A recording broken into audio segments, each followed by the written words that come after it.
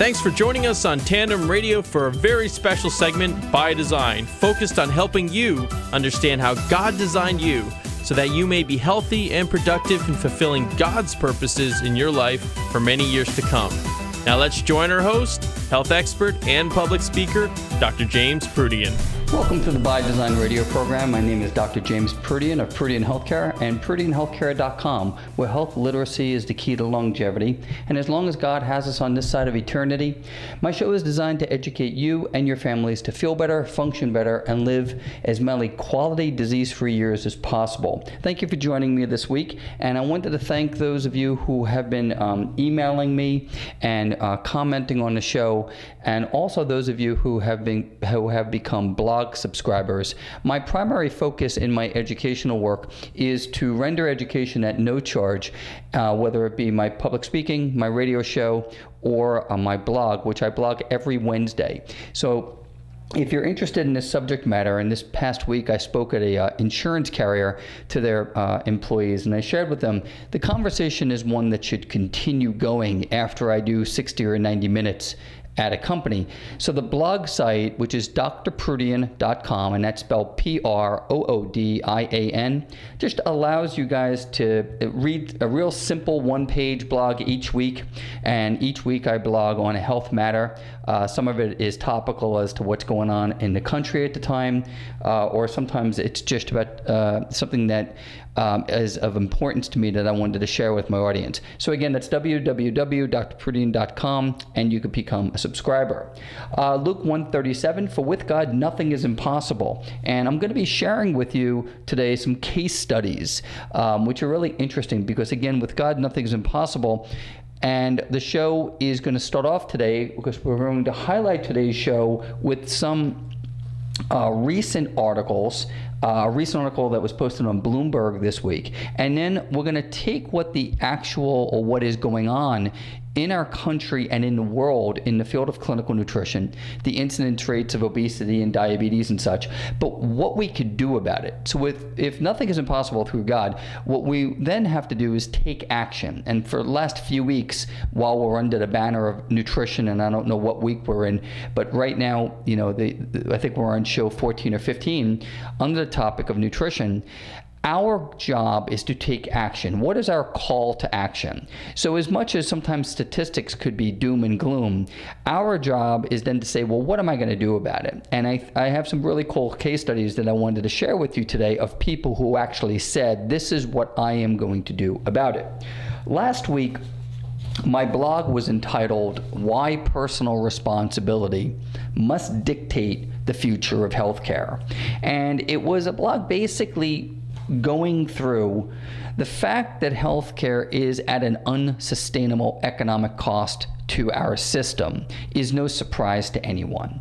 And the fact that the government and the government's role, along with food companies, really aren't doing much about it is also not a surprise to me or people in my field. So the personal responsibility angle that I wrote about this week was that we need to be equipped to take back our health and to know where those obstacles, those hidden obstacles that they've put into our society, our pitfalls can be. So whereas last week I spoke about personal responsibility, this upcoming blog I'm going to be writing on the government's responsibility along with food carriers' responsibility to limit or to control toxic food in our environment. A few weeks ago, I spoke with you guys about high fructose corn syrup and how that was invented by, some guy named Bob in a laboratory around 1980 in Japan.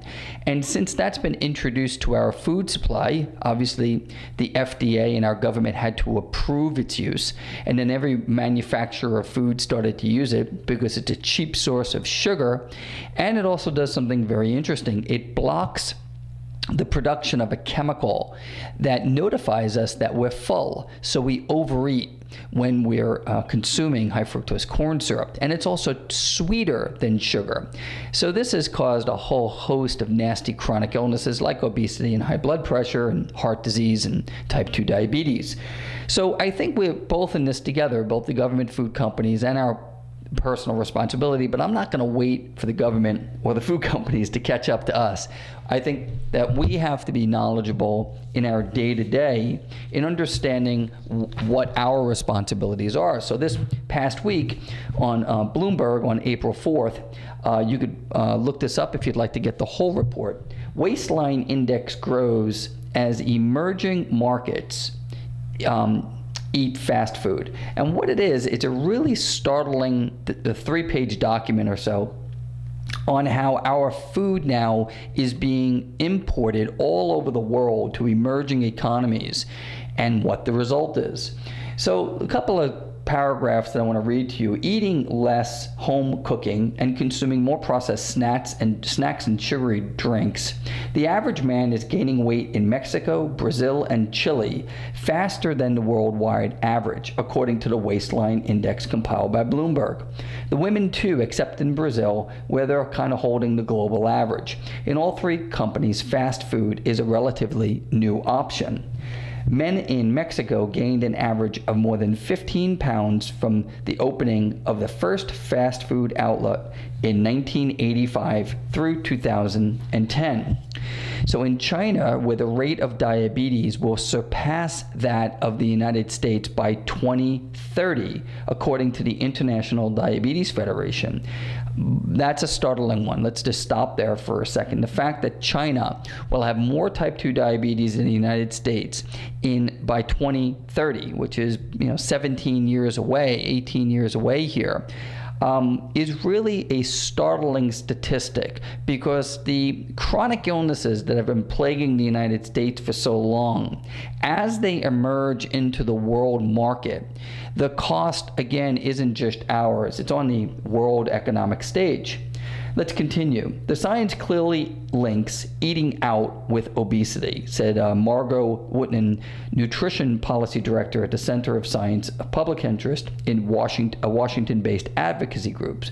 Restaurants need to realize that eating out is a big part of people's diets, and they have an important role to play. It's not just fast food companies that are responsible. People are consuming more processed and packaged foods from grocery stores and moving to cities where they live hectic lives and don't have time to exercise. So what's the name of the show? By Design. What is our design, and how has man implemented his design into God's design? And once that happens, like I just read to you, between processed food, hectic lifestyle, no more family life, not eating around the dinner table anymore, the chronic illness epidemic has epidemically grown.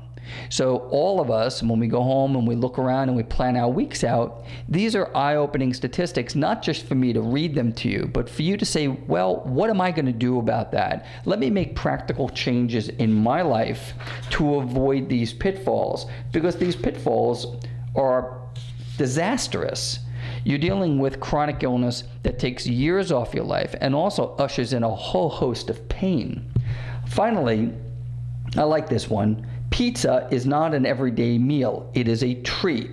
Tim McGuire, a Domino's spokesman, said during an interview. Customers have full control of determining how indulgent that treat is, because they can customize crusts and toppings, including the amount of cheese. So here's a spokesman from Domino's saying what I say every day: let's define treat as a treat and a meal or food as food. Oranges, grapefruit, kale, dark green leafy vegetables, lean sources of protein, healthy nuts, and water are food. Domino's high fructose corn syrup, processed food are treats. The problem is 90% of the American food budget is spent on processed food. Listen, if it was 10%, I wouldn't even be on the radio. We wouldn't be having this conversation. But when 90% of what Americans are eating are defined by someone who works at Domino's as a treat, that's when we have real problems. American consumers have a lot to do to undo the damage of the last few decades. Average American male has gained 19 pounds since 1980, and females 18 pounds. So in looking at what is happening globally, no longer on a local front, Weight loss, and now if you start connecting the dots from my detoxification seminars that I did, and I've done some work on stress with you guys, epigenetics, nutrition. Let's start connecting the dots on what weight loss is. I get a big kick out of people who say to me, I want to lose weight. And I say, well, what are you going to lose? The body is made up of water, bone, muscle, fat, air. What are we losing? Why can't we be descriptive and talk about body composition as opposed to weight? Because you learned during the detoxification seminars that I did with you, it's not healthy to lose weight quickly. You're dumping large amounts of fat which contain toxins into the bloodstream. So I have a case study here, a 41-year-old female that we monitored over 1 year in my office. She presented to the office at 54% body fat. The average woman should be under 30. 54% is moving radically towards either a stroke, heart attack. She was already type 2 diabetic. She weighed 273 pounds. And this is a patient that is on the verge of dying. She was only 41 years old, and she was 54% body fat. Of the 54%, she was 149 pounds of fat. We have a specialized scale that we could actually determine how much of gross body weight, in this case 273 pounds, how much of it was body fat, in this case 149 pounds. So a year later, she went from 273 pounds to 207 pounds. So is that the biggest loser contest? No. That is someone who strategically took off 60 to 70 pounds of weight under the guidance of a professional and went from 54% to 43% body fat. Her fat mass went from 149 pounds to 90 pounds. That means the majority of the weight that she lost was measurable and it was pure body fat.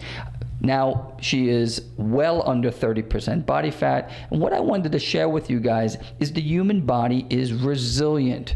Never think for a moment you can't make change. In the field of nutrition, the most wonderful, fulfilling thing that we see every day in practice are people who take the time, the attitude, who make changes in their lives.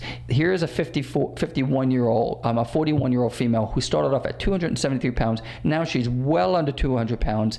And it wasn't that she was losing the wrong type of weight. We monitored her bloods through the entire process. We watched her triglycerides and her cholesterol, and all of the bioindex measurements come down. And that's just one case study. Well, I'll be sharing more with you next week. And the show was really designed today to share with you some statistics and also to say we could all be doing things better. We could all be doing things in the way God designed us. Thank you for listening to me this week. I hope you have a blessed week, and please go to drproodian.com and become a blog member. And remember, small changes are big changes. It just takes attitude, attention, and it takes all of us taking back our health. Have a great week. You've been listening to By Design with Dr. James Proodian of Proodian Healthcare.